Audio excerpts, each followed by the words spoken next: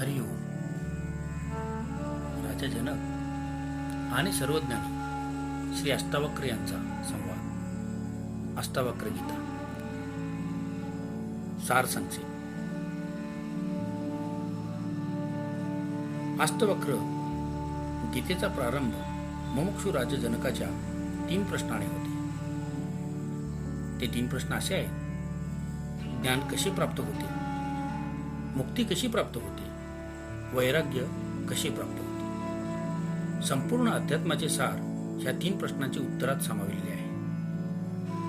आसक्तीचा त्याग ही आध्यात्मिक ज्ञानप्राप्तीच्या मार्गातील पहिली अट आहे. तिच्यामुळे आत्मज्ञान होते व आत्मज्ञानामुळे मुक्ती प्राप्त होते व तीच जीवात्म्याची सर्वश्रेष्ठ अवस्था अथवा स्थिती आहे. जनकाच्या 3 प्रश्नांचे समाधान अष्टावक्र मुनींनी 3 वाक्यात केले व त्यांचा उपदेश ऐकता ऐकता जनकाला आत्मानुभूती प्राप्त झाली. अष्टवक्राचा उपदेश केवळ विलक्षण असेल व राजा जनकाची आध्यात्मिक पात्रता केवढी उच्च दर्जाची असेल याची यावरून कल्पना येते. सत्याचे एवढे शुद्धतम वर्णन आजपर्यंत दुसऱ्या कुण्याही व्यक्तीने केलेले नाही. या सत्य मार्गाचा विचार अध्यात्मातून वगळून टाकला तर आत्मज्ञानाची प्राप्ती कशी होते याची कल्पना करणे अत्यंत कठीण होईल. वेद, उपनिषदे व पुराणे सुद्धा या सत्य मार्गापुढे तेजोहीन वाटू लागतात. कृष्णाच्या गीतेचा मुख्य नायक अर्जुन हा वेगवेगळ्या मानसिक समस्यामध्ये अडकला आहे. त्याला ज्ञानप्राप्तीची इच्छा नाही आणि कर्तव्य बोधही झालेला नाही. अर्जुन क्षत्रिय आहे, युद्ध क्षेत्रात उभा आहे. दुष्ट शक्ती व व्यक्तींचे आव्हान त्याच्या समोर उभे टाकले आहे. पण आपले कर्तव्यापासून अर्जुन दूर पळून जाण्याची इच्छा बाळगतो व खोटे तर्क सांगतो. कधी पाप पुण्याची, कधी स्वर्ग नरकाची, कधी संन्यास घेण्याच्या गोष्टी करतो. परंतु हे सारे कर्तव्य चुकविण्यासाठी आहे. त्यात गुरुनिष्ठा नाही आणि कर्तव्यपरायणताही नाही. भगवान कृष्ण सर्व प्रकारे आध्यात्मिक बाजूंचे स्पष्टीकरण समजावतात. अर्जुनाला कर्तव्य करण्यास प्रेरित करतात. पण अधिक प्रज्ञावान नसल्याने अर्जुन वेगवेगळे तर्क व शंका व्यक्त करतो. अर्जुनाची ही भ्रमित बुद्धी पाहून आपले सारे सांगणे व्यर्थ आहे हे कृष्णाने ओळखले व म्हणून आपल्या विराट रूपाचे दर्शन अर्जुनाला घडविले. तेव्हा कुठे अर्जुनाला कृष्णांच्या चराचर वापणाऱ्या आत्मशक्तिरूपी स्वरूपाचे ज्ञान होते व त्यामुळे समर्पण वृत्तीने अर्जुन कृष्णाची दिव्यवाणी ग्रहण करून युद्ध जिंकतो. राजा जनक अर्जुनापेक्षा कितीतरी अधिक प्रमाणात नम्र, शुद्ध चित्त, मुमुक्षु, प्रतिभासंपन्न व गुरुवर पूर्ण श्रद्धा ठेवणारा होता. राजा जनकाने शंका कुशंका व्यक्त केल्या नाहीत किंवा खोटे तर्कही सांगितले नाहीत. गुरुने सांगतात समर्पित व्हावा झाल्याने या समर्पणाच्याच दरवाजातून गुरुद्वारा आत्मज्ञान जनकाने आत प्रवेशले. पूर्ण बोध झाला. आत्मज्ञानात अडथळा ज्ञानप्राप्तीचा नसून आसक्तीत अडकलेल्या मनाचा अडथळा आहे. मनाची स्वच्छता व्यक्त करणाऱ्या सारी शक्ती खर्च होते व तरीही हाती काही लागत नाही. आसक्तीतून पूर्ण मुक्त शुद्ध मन हीच अपरिहार्य अट आहे. या अटीची पूर्णता करण्यास गुरुकृपा एका क्षणाचाही विलंब न होता प्राप्त होते. राजा जनका एवढी पात्रता असेल तर कोणत्याही व्यक्तीच्या जीवनात हे घडू शकते. यात धर्म, देश, जात, काळ यासारख्या कोणत्याही गोष्टीचा अडथळा होत नाही. पुरेशा गांभीर्याने हे सारे तत्व आपल्या हृदयात स्वीकारले जात तर आत्मबोधाची अनुभूती होऊ शकते. स्वामी विवेकानंद जेव्हा रामकृष्ण परमहंसाकडे गेले तेव्हा त्यांनी परमात्म्याचा पुरावा मागितला. परमहंसाने त्यांना अष्टावक्र गीता देऊन सांगितले की माझी नजर अधू आहे म्हणून तू मला हे पुस्तक वाचून ऐकव. असे म्हणतात की पुस्तक वाचता वाचता स्वामी विवेकानंद ध्यानस्थ झाले व त्यांच्या वैचारिक दृष्टिकोनात पूर्ण क्रांती झाली. आध्यात्मिक क्रांतीचा जन्म आत्मबोधातून होतो. अन्य क्रिया कर्माचा काही उपयोग नसतो. अष्टवक्राने म्हटले आहे की चर्मकार चांबडी पाहतो व ज्ञानी पुरुष आत्मा पाहतो. आत्मा पाहण्याची क्षमता निर्माण होणे हीच अशी पात्रता आहे की ज्यामुळे आध्यात्मिक मुक्ती मिळू शकते. पूर्वजन्मात प्राप्त केलेली पात्रता असो किंवा या जन्मातील मोक्षप्राप्तीची तळमळ, या दोन्ही गोष्टी असल्याने घटना तात्काळ घडली. 100° पाणी उकळते. ज्यांना 99° तापमान पूर्ण जन्मताच प्राप्त झाले आहे ते या जन्मी केवळ 1° उष्णता प्राप्त होताच बाष्प होतात. परंतु ज्यांना पूर्वजन्मात केवळ 10° तापमान प्राप्त झाले आहे त्यांना या जन्मी 90° उष्णता प्राप्त करण्याची गरज आहे. उपलब्धीच्या कालावधीत फरक पडल्याचे हेच एक कारण आहे. 4 प्रकारची माणसे असतात: ज्ञानी, मुमुक्षु, अज्ञानी आणि मूढ. ज्ञानी तो आहे ज्याला आत्मबोध झाला आहे. मुमुक्षु व्यक्ती आत्मबोधासाठी तळमळत असते. सर्वस्व अर्पूनही आत्मज्ञान प्राप्त करण्याची मुमुक्षुची तयारी असते. अज्ञानी माणसाला शास्त्राची माहिती असते, परंतु त्याची अंतिम फलश्रुती प्राप्त करण्यात त्याला काही रुची नसते. मूढ व्यक्तीला आध्यात्मिक जगाची ओळखही नसते व ती त्याला करूनही घ्यायची गरज वाटत नाही. पशुप्रमाणे शारीरिक गरजा व क्रियांची पूर्ती करण्यातच त्याला धन्य वाटते. तो केवळ वासनासक्त शरीर असतो. मूढापेक्षा अज्ञानी बरा आणि अज्ञानी व्यक्तीपेक्षा मुमुक्षु चांगला आणि मुमुक्षुपेक्षा ज्ञानी श्रेष्ठ. काही गोष्टींना अस्तित्व आहे, परंतु त्याचा प्रमाण पुरावा देता येत नाही.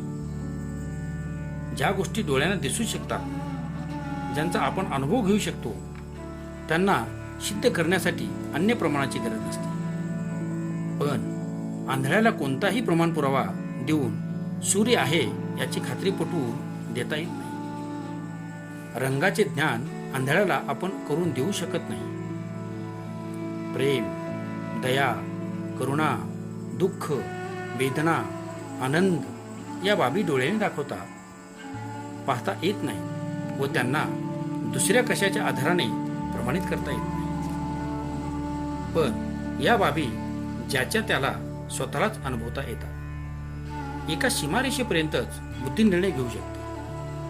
आत्मा, परमात्मा, ब्रह्मा या गोष्टी बुद्धीच्या आवाक्याच्या बाहेर आहेत. हे इंद्रियाच्या अनुभूतीचे विषय नाहीत. इंद्रियाद्वारे स्थूलाचे ज्ञान होते, सूक्ष्म सुटून जाते. सूक्ष्माचे ज्ञान ग्रहण करण्यासाठी विद्या दुसरीच आहे व तिच्या रस्त्याने गेल्यास सूक्ष्म सुद्धा प्राप्त करता येते. ध्यान व समाधीची ही विद्या आहे. तिच्याद्वारे स्थूल जगताला पार करून सूक्ष्माचे दर्शन करता येते. बोध प्राप्त करून घेता येतो. स्थूल व सूक्ष्म हे केवळ बाह्यांगाचे भिन्न आहे. स्थूल हे सूक्ष्माचेच रूप आहे. जर सूक्ष्म नसेल तर स्थूलाचीही निर्मिती अशक्य आहे. अज्ञानी फक्त स्थूलालाच ओळखू शकतात व ज्ञानी सूक्ष्माची प्राप्ती करतात. अध्यात्मशास्त्र म्हणजे या सूक्ष्म तत्वाच्या प्राप्तीचे शास्त्र आहे. मात्र सूक्ष्माचे ज्ञान होण्यासाठी काही पूर्वशर्ती अटी आहे. या अटींची पूर्तता केल्याशिवाय सूक्ष्माचे ज्ञान होऊ शकत नाही. आत्मज्ञानासाठी निर्विकार चित्त व साक्षीत्व वृत्तीची आवश्यकता आहे. महर्षी पतंजलीचे वचन आहे, योग चित्त वृत्ती निरोधः. चित्ताच्या वृत्ती वासनांचा विरोध करणे, त्यांच्यावर विजय प्राप्त करणे हाच योग आहे. या चित्ताच्या प्रवृत्ती थांबवण्याच्या वेगवेगळ्या पद्धती आहेत, परंतु उच्च दर्जाचा बोध झाल्यावर या पद्धतींची गरज राहत नाही. जे समजू शकतात त्याच्यासाठी ज्ञानबोध असतो. जे समजू शकत नाही त्याच्यासाठी नाना प्रकारची विधी असतात. अज्ञानीसाठी बोध काही कामाचा नाही. त्यांच्यासाठी विधी व पद्धतीच उचित आहे. राजा जनकात बोध होता, विद्वत्ता होती, जाण होती, म्हणून अष्टवक्राने त्यास कोणताही विधी मार्ग सांगितला नाही. यम नियम सांगितले नाहीत. आसन, मुद्रा, प्राणायाम सांगितला नाही. गायत्री मंत्राचे उच्चारण सांगितले नाही किंवा पूजापाठ शिकविला नाही. सरळ बोध स्पर्श झाला व राजा जनकाचे आत्मज्ञान जागृत झाले. ही राजा जनकाची पात्रता व कौशल्य होती की ऐकतानाच त्याला बोध झाला. वेगळे काही करावे लागले नाही. गुरुने सुद्धा योग्य पात्र पाहून आपल्या पूर्ण शक्तीचा प्रयोग केला म्हणून हे घडू शकले. अष्टवक्राच्या ज्ञानप्राप्तीबद्दलचा उपदेश एवढाच आहे की आत्मज्ञानासाठी काहीही करावयाचे नाही. सर्व क्रियांची बंधने होतात. क्रियेशी सदैव फळाची इच्छा जोडलेली असते, अपेक्षा जोडलेल्या असतात. प्रत्येक क्रियेची प्रतिक्रिया जन्माला येते व त्याचे फळ अवश्य मिळते व तेच मुक्तीमध्ये अडथळा होतो. अष्टवक्राने समाधीचे अनुष्ठान सुद्धा मुक्तीमध्ये बाधा आणणारे असल्याचे सांगितले आहे. अष्टवक्राचा सर्व उपदेश बोधप्राप्तीचा, जागरणाचा आहे.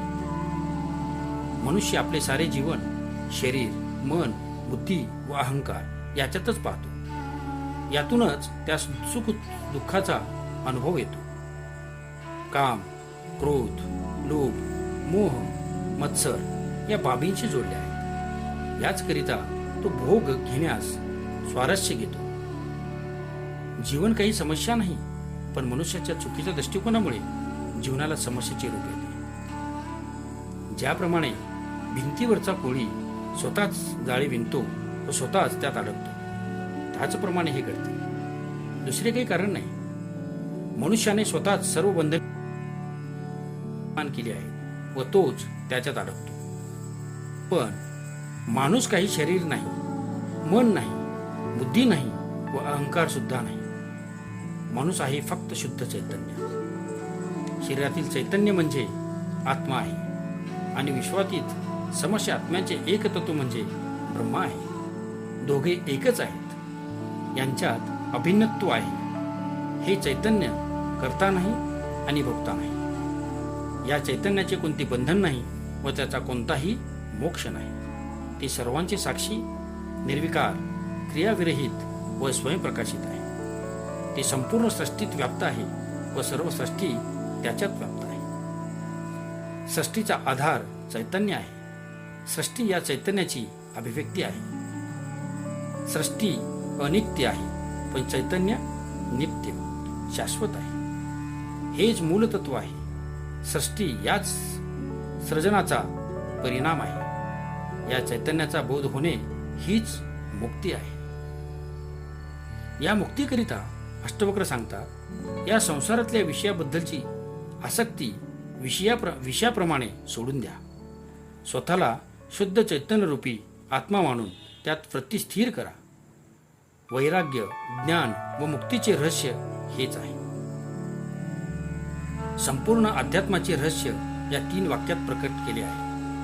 ही गुरुची महानता व शिष्याची पात्रता जबाबदार आहे की ज्यामुळे राजा जनकाने तत्काळ ज्ञान ग्रहण केले. कोणताही युक्तिवाद केला नाही, कुशंका व्यक्त केली नाही, अविश्वास केला नाही व आपली बुद्धी व शास्त्रीय ज्ञानाचा अडथळा निर्माण होऊ दिला नाही.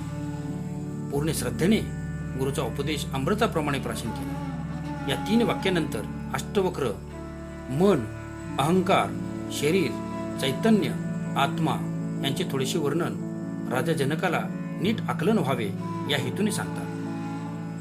एवढ्या कमी श्रमात राजाला आत्मबोधाची प्राप्ती झाली व तो व्यक्तही करू शकला. राजाला बोधप्राप्ती झाली याची अष्टवक्राला खात्री पटली होती.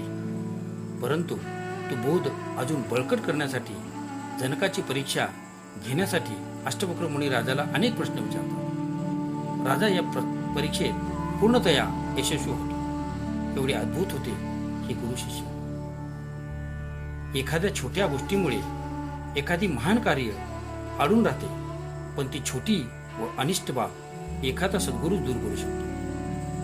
हा अज्ञानाचा पडदा आत्म्यावर नसून आपल्याच डोळ्यावर आहे. आत्मा तर निर्वस्त्र, प्रत्यक्ष व डोळ्यासमोर आहे. फक्त आपल्या नजरेत त्याला बघण्याची क्षमता आहे.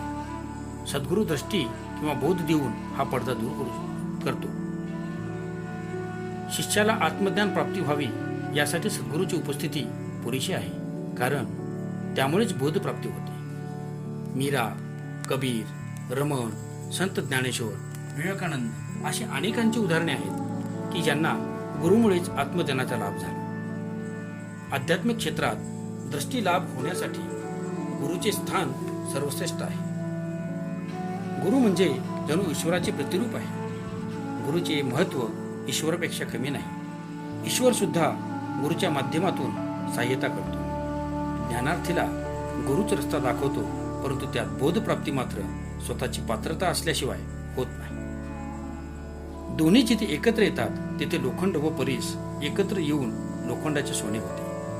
पात्रता निर्माण होण्यासाठी शिष्याजवळ मुमुक्षु, प्रखर बुद्धी, श्रद्धा आणि समर्पणशीलता, नम्रता व पूर्वजन्मी संपादित केलेले ज्ञान आवश्यक असते. योग वशिष्ठ ग्रंथात म्हटले आहे की शिष्याची विशुद्ध प्रज्ञा हेच साक्षात्काराचे कारण आहे. महर्षी विश्वामित्रांचे सांगितले आहे की गुरूंच्या वचनामुळे जे तत्वज्ञान होते त्याचे कारण शिष्याची बुद्धिमत्ता हेच आहे. अनेक जन्मात केलेले सत्कृत्यामुळे अशी प्रज्ञा प्राप्त होते. जीवन केवळ एक जन्म नाही, तर अनेक जन्माच्या साखळीतील एक कडी आहे. वर्तमान काळातले आजचे जीवन पूर्वजन्माच्या पायावर उभे आहे व पुढील भविष्य घडविणारे आहे. या जीवनात केलेले प्रत्येक कृत्य पुढच्या जीवनावर आपला ठसा निर्माण करणारे आहे. ज्ञानप्राप्तीची जिज्ञासा सुद्धा पूर्वीच्या जन्माच्या संस्काराशिवाय होत नाही. जेव्हा संस्कार तीव्र होतात तेव्हा ती व्यक्ती सद्गुरु कृपेच्या प्रसादाने लाभान्वित होते. जसे जनकाचे बाबतीत घडले तसे सर्वांचे बाबतीत घडू शकते, पण त्यासाठी पात्रता संपादित करण्याची पूर्वशर्त पाळली पाहिजे.